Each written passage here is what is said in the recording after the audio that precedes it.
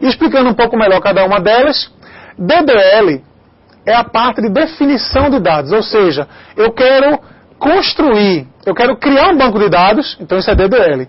Dentro do banco de dados, eu quero criar tabelas de dados, então são comandos DDL. Eu quero apagar tabelas de dados, eu quero dentro da tabela de dados, eu quero criar colunas, então tudo isso, para cada coisinha dessa, vai existir um comando da linguagem SQL que fica nesse grupo aí chamado DDL, ok? Uma vez o seu banco de dados todo definido, nós temos a parte DML, Data Manipulation Language, que é a linguagem de manipulação de dados.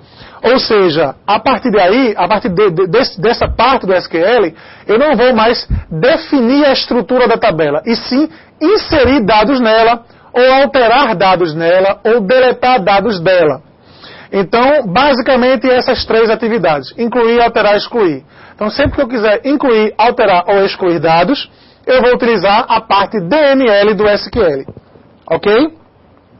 Existe o DQL, que é para se fazer a consulta, Data Query Language, linguagem de consulta de dados. Ou seja, eu já defini meu banco de dados com os meus comandos DDL, já inseri informações, ou alterei, excluí, já fiz toda a parte de conteúdo do banco de dados. Ok, agora eu quero tirar relatório, eu quero fazer consultas, eu quero verificar dados dentro do meu banco de dados.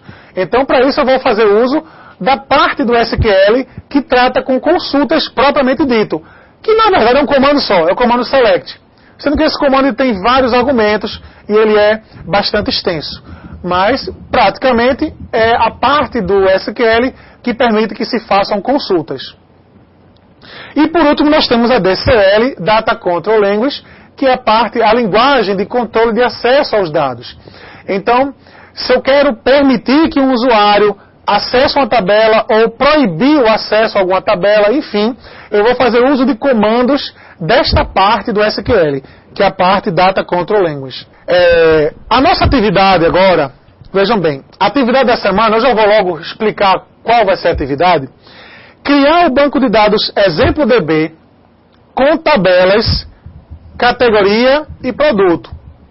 Dentro da tabela de categoria, nós vamos ter o Categ ID, o Categ Nome,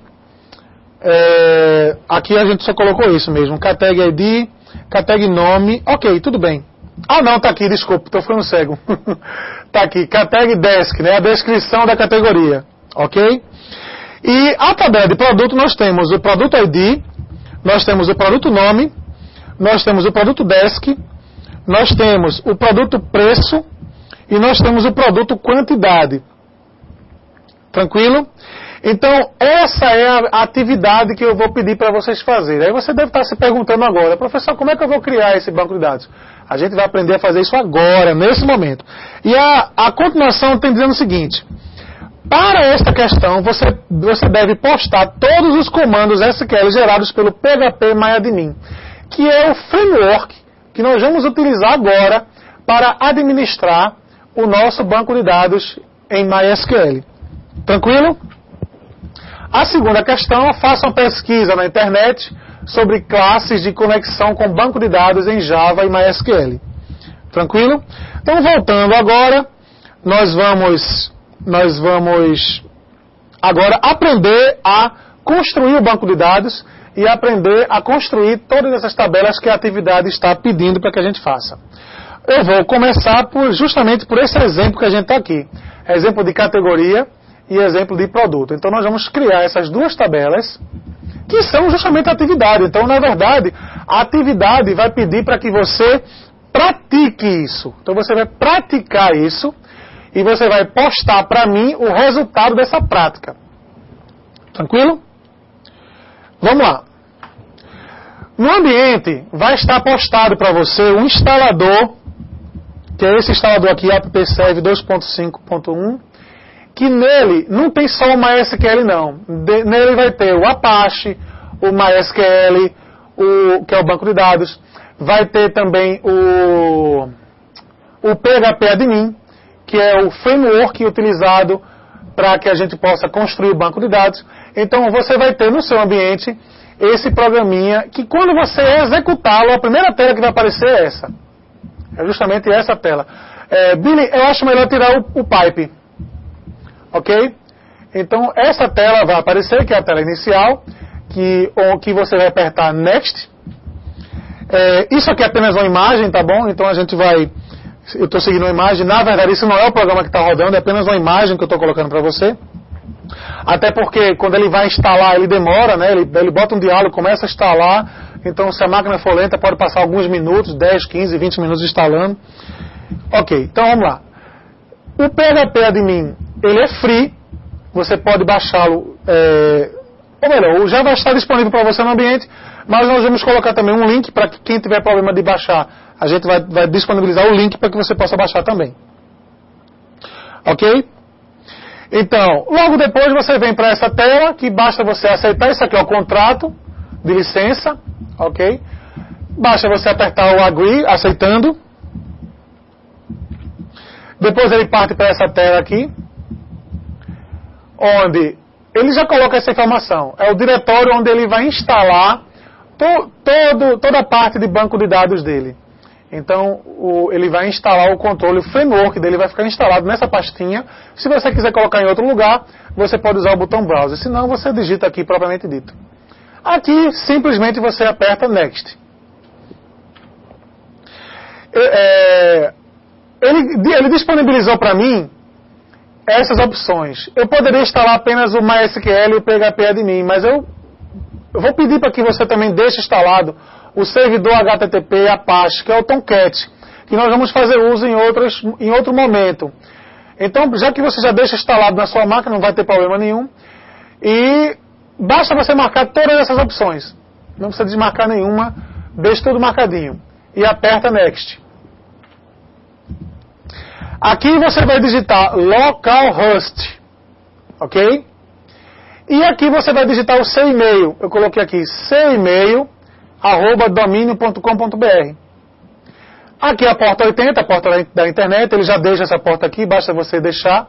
Ele vai pedir que você digite apenas o localhost e o seu e-mail. Aperta o Next. Depois ele pede para você definir uma senha do usuário root. Esse é o usuário que ele cria. Então, aqui você vai definir uma senha qualquer. E aqui não vem marcado. Eu vou pedir para que você marque essa opção. Enable InnoDB. O que significa isso? Ele vai preparar o MySQL para trabalhar com transações, que é um assunto que nós vamos ver na próxima aula, inclusive. Aqui você aperta Install. Quando você aperta Install, ele já começa a instalar. Sendo que aqui eu estou... depois que ele faz aquela instalação todinha, ele mostra o termômetro lá, pode passar uns 10, 15, 20 minutos instalando. Se a sua máquina for lenta, pode passar até um pouco mais. Mas ele vem para essa tela perguntando, olha, posso startar já o Apache? Posso startar o MySQL? Então ele instalou. Agora, posso deixar já rodando, executando o serviço? Aí você dá OK, deixa tudo marcado e dá Finish, para que ele possa já deixar o servidor Apache funcionando. Tranquilo? Ok. Então, depois ele vai entrar nessa tela, que eu postei no ambiente esse slide para vocês, mas a partir de agora eu já vou entrar propriamente dito no Mozilla, no Firefox, e vou mostrar isso aqui para vocês. Lá no Firefox, a gente digita aqui, ó, localhost. Aí ele vai mostrar essa telinha para vocês. Mas eu vou fechar aqui. Eu vou chamar aqui o Firefox na internet. E vou digitar aqui em cima, do jeito que você vai digitar depois que ele estiver instalado. Localhost. Se ele não tiver instalado, vai dar um erro aqui e não vai aparecer.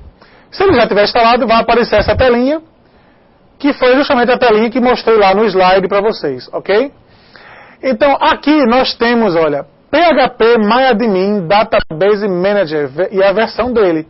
Então, o gerenciador do banco de dados PHP Admin, que é o framework que nós vamos utilizar agora. Você vai clicar nesse link. Clicando nesse link, ele vai pedir um login. Você vai digitar root